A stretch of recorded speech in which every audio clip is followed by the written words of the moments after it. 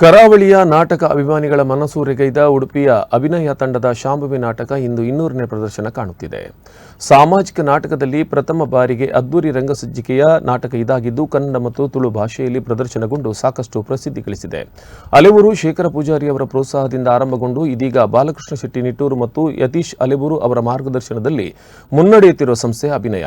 ಉಮೇಶ್ ಅಲೆಬೂರು ತಂಡದ ಅಧ್ಯಕ್ಷರಾಗಿದ್ದು ಕಾರ್ತಿಕ್ ಕಡೇಕರ್ ನಾಟಕದ ಸಂಗೀತದೊಂದಿಗೆ ತಂಡದ ನಿರ್ವಹಣೆಯನ್ನು ಸಮಗ್ರವಾಗಿ ನಿಭಾಯಿಸುತ್ತಿದ್ದಾರೆ. ಶಾಂಭವಿ ನಾಟಕವನ್ನು ವಿಕ್ರಮ್ ಮಂಚಿ ರಚಿಸಿದ್ದು ತುಳುನಾಡ ರತ್ನ ದಿನೇಶ್ ಶತ್ತಾವರ್ ನಿರ್ದೇಶನ ಮಾಡಿದ್ದಾರೆ. ಈಗಾಗಲೇ ಅನೇಕ ಪ್ರದರ್ಶನಗಳು ಬುಕ್ ಆಗಿದ್ದು ಸದ್ಯದಲ್ಲೇ ಶಾಂಭವಿ 250ನೇ ಪ್ರದರ್ಶನವನ್ನು ಕಾಣಲಿದೆ.